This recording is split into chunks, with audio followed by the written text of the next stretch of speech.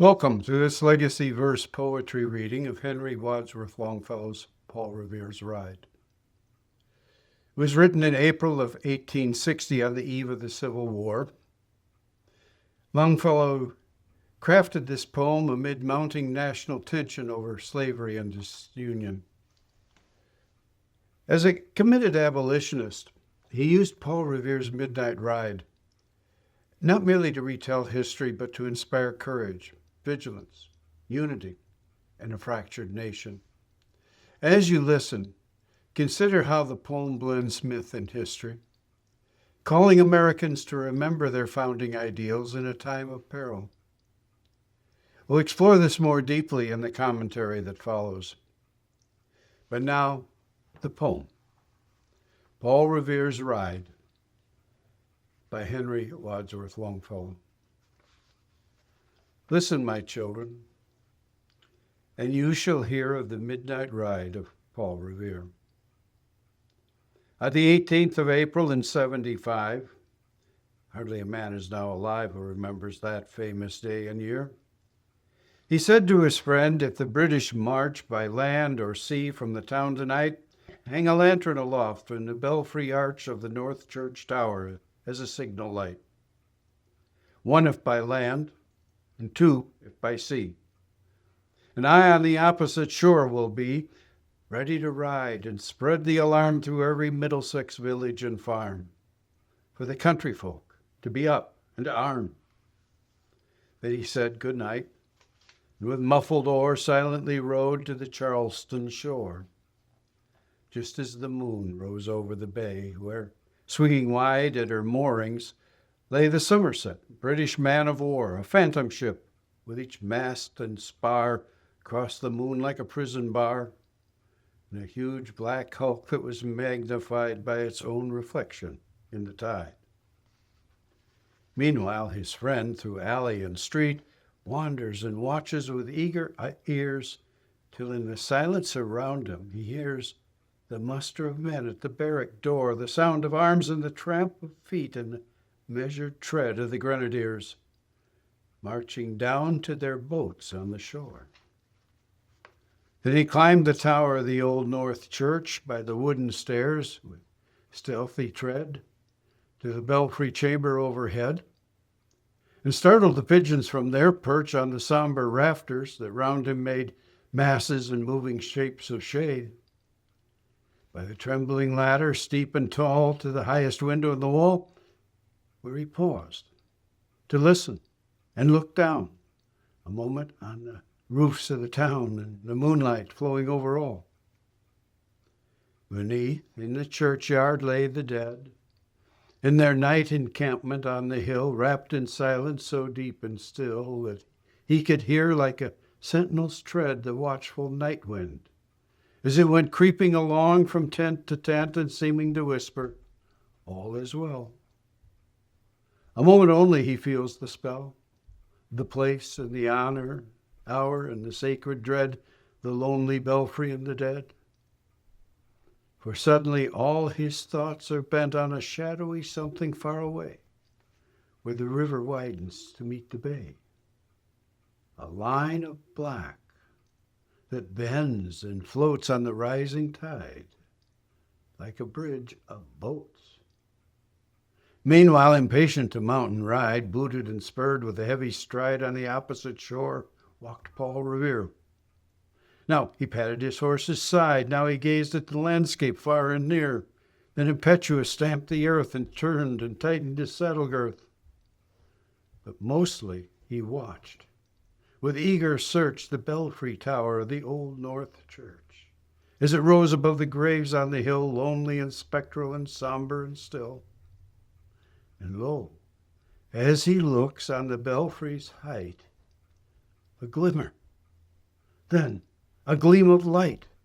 He springs to the saddle, the bridle he turns, but lingers and gazes, till full on his side a second lamp in the belfry burns.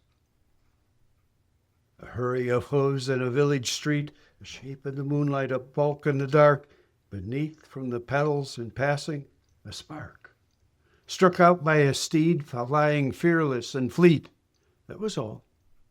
And yet, through the gloom and the light, the fate of a nation was riding that night. And the spark struck out by that steed in his flight kindled the land and aflame with its heat. He has left the village and mounted the steep, and beneath him, tranquil and broad and deep, is the mystic, meeting the ocean tides.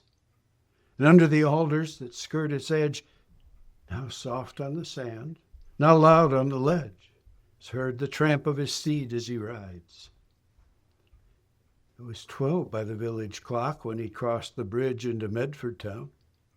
He heard the crowing of the cock and the barking of the farmer's dog and felt the damp of the river fog that rises after the sun goes down. It was 1 by the village clock when he galloped into Lexington. He saw the gilded weathercock swim in the moonlight as he passed, and the meeting house windows, black and bare, gaze at him with a spectral glare as if they already stood aghast the bloody work they would look upon. It was 2 by the village clock when he came to the bridge in Concord town. He heard the bleating of the flock and the twitter of birds among the trees, and felt the breath of the morning breeze blowing over the meadow brown. And one was safe and asleep in his bed who at the bridge would be first to fall, who that day would be lying dead, pierced by a British musket ball. You know the rest. In the books you have read how the British regulars fired and fled, how the farmers gave them ball for ball from behind each fence and farmyard wall, chasing the redcoats down the lane and crossing the fields to emerge again, under the trees at the turn of the road, and only pausing to fire and load. So through the night rode Paul Revere, and so through the night went his cry of alarm to every Middlesex village and farm. A cry of defiance and not of fear. A voice in the darkness, a knock at the door, and a word that shall echo forevermore. For borne on the night wind of the past, through all our history to the last, in the hour of darkness, peril, and need, the people will waken and listen to hear the hurrying hoofbeats of that steed and the midnight message of Paul Revere. Thank you for listening to that reading. Henry Wadsworth Longfellow is one of America's most influential poets. He helped shape an American identity through stories rooted in history and legend. He wrote The Song of Hiawatha and Evangeline. Paul Revere's Ride, published in January 1861, was written as the nation stood on the edge of civil war. It was a call to unity and courage. Now, if you will, let me pose a question. Do you find echoes of this message in America today? If so, how and why?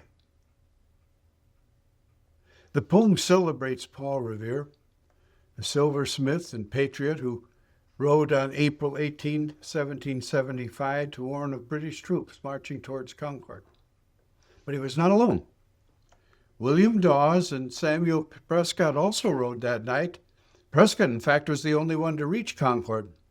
Revere was detained near Lincoln, and Dawes was thrown from his horse.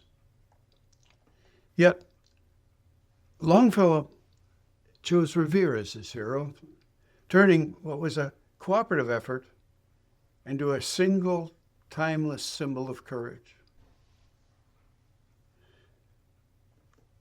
Listen, my children, and you shall hear. Feels like a grandparent telling a story by firelight. Not surprising, after all, Longfellow also wrote The Children's Hour. That's a poem I've come now to identify with, and it's in the queue for future reading. He made one if by land and two if by sea immortal. The actual use of the lanterns is somewhat debated, but that's beside the point.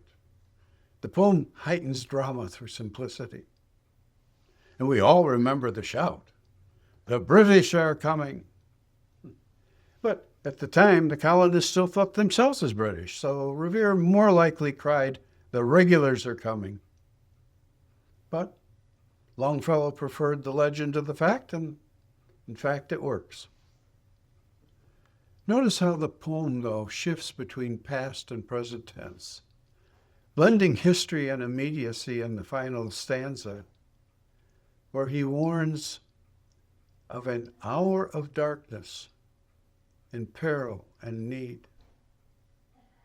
And he states, the people will waken and listen to hear. You know, that's Longfellow speaking to his own time. It's a plea to preserve the Union. Now, before the poem, Paul Revere was known mainly as an artisan and community leader. Afterward, he became a national symbol. He's honored in statues and a lantern ceremony at the Old North Church. Longfellow's poem shaped how generations imagined the Revolution as a heroic struggle forged by individuals with courage and conviction. Certainly that's part of it. But were your views of the events of that night shaped more by the poem than the actual facts surrounding it? I know mine certainly were. I hope this brings a new appreciation to Paul Revere's Ride. Please consider subscribing and turning on notifications. We're a small channel, and that is the best way to ensure that you don't miss future readings. Of course, likes and comments are appreciated. And in fact, our next poem was suggested by a viewer. It will be The Ballad of Blasphemous Bill by Robert Service.